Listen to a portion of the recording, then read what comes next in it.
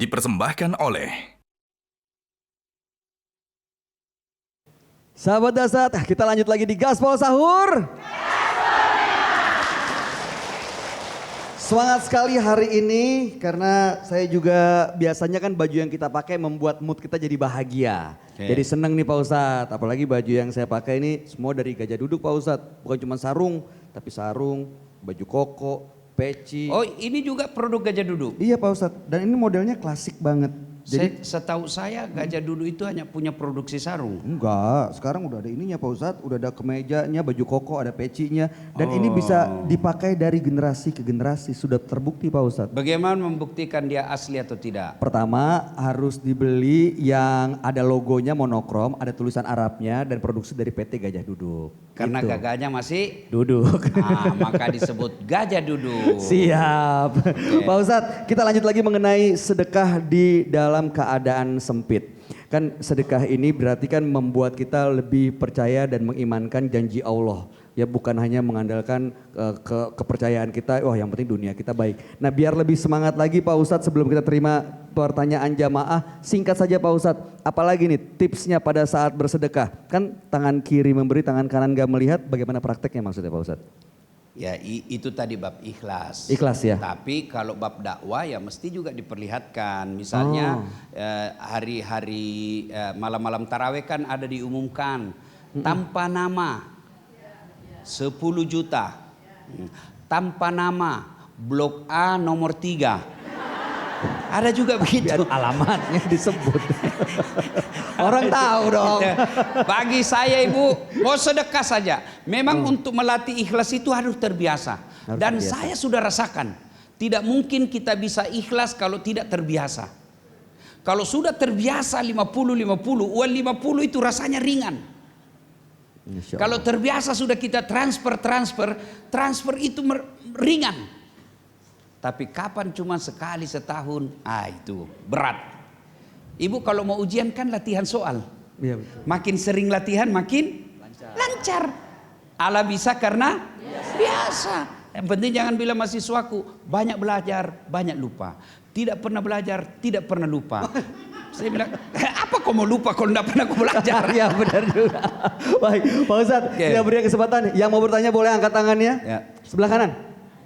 Silakan, Ibu maju ke depan, sebutkan nama, dari mana dan pertanyaannya. Bismillahirrahmanirrahim. Assalamualaikum warahmatullahi wabarakatuh. Waalaikumsalam warahmatullahi wabarakatuh. Perkenan nama saya Haja Rosnadi dari Permata DDI Sulawesi Selatan. Alhamdulillah. Ya. Oleh karena itu yang saya ingin tanyakan, bagaimana kalau kita memberikan sedekah kepada orang-orang yang tidak mampu. Lantas dari hari ke hari kita melihat keadaannya semakin malas. Karena sudah dapat sedekah, malas, tambah malas kelihatan berusaha.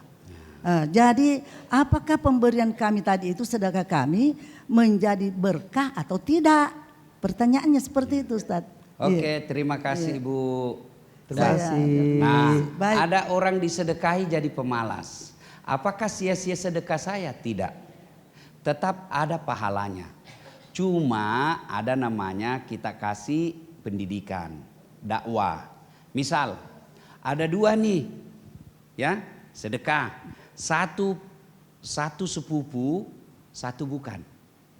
Yang diprioritaskan Bu sepupu, keluarga.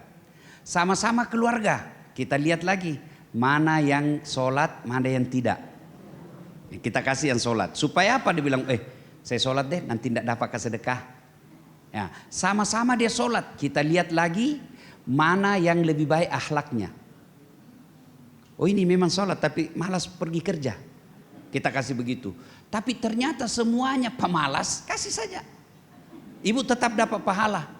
Tetap dapat pahala. Cuma beda pahalanya kalau ibu kita lihat lagi namanya sedekah kreatif. Kalau kita kasih Pak Imam Bu, jangan kasih dasi. Dasi kupu-kupu. Loh kok kenapa? Dapat pahala, dapat. Tapi sedikit. Kenapa? Tidak nak pakai. Kasih sarung. Dia pakai tiap hari. Ya. Nah, begitu namanya sedekah. Tapi kalau dia kita lihat malas, kita sambil doakan, dinasehati. Dek, saya lihat kamu setelah ada ini sedekah, malas kau bekerja. Saya minta tetap kerja ya. Kalau saya lihat malas, saya putus ini sedekahku. Saya kasih itu orang lain yang lebih bagus kerjanya. Tetap dinasehati. Tapi tidak ada sedekah yang sia-sia. Bapak, Ibu, Saudara-saudara, pemirsa yang saya hormati. Makna terpenting dari puasa, satu di antaranya adalah kepekaan sosial. Orang Bugis bilang pace, tenggang rasa, empati. Jangan sampai kita kuat puasa, Senin Kamis kita lancar, puasa-puasa Saban, puasa Syawal, semua kita lakoni jenis-jenis puasa. Tetangga tak bunuh diri gara-gara dia miskin. Orang seperti ini, kata Allah kata Nabi dalam hadisnya, mereka adalah para pendusta agama. Mereka orang-orang yang bangkrut di akhirat. Bahkan Quran menjelaskan, ara'aital ladzi yukatsibu biddin. Tahu enggak kamu itu pendusta agama? Siapa mereka? Mereka yang menghardik anak yatim piatu dan membiarkan fakir miskin terlantar. Mudah-mudahan akhir ceramah ini dilihat oleh para pejabat Republik Indonesia. Ada rakyat yang bunuh diri karena kemiskinan. Ada rakyat yang jadi pezina karena jual diri karena kemiskinan. Ada perempuan terhormat pergi merantau ke luar negeri sampai di sana dia bunuh.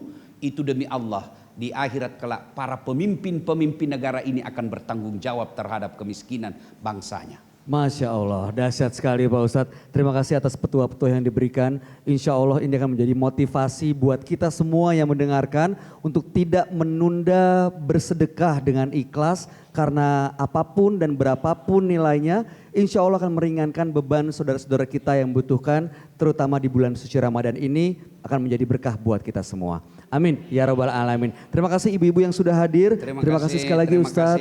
Selamat menjalankan ibadah puasa. Insya Allah besok kita akan berjumpa kembali tentunya masih dari Kota Makassar. Tetap di acara Gaspol Sahur. Gaspol memang. Assalamualaikum warahmatullahi wabarakatuh. Waalaikumsalam warahmatullahi wabarakatuh. Metro TV.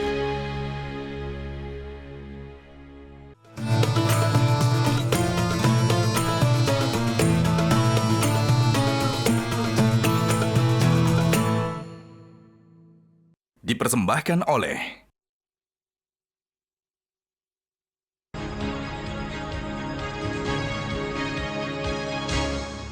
Jelajahi cara baru mendapatkan informasi. Download Metro TV Extend sekarang.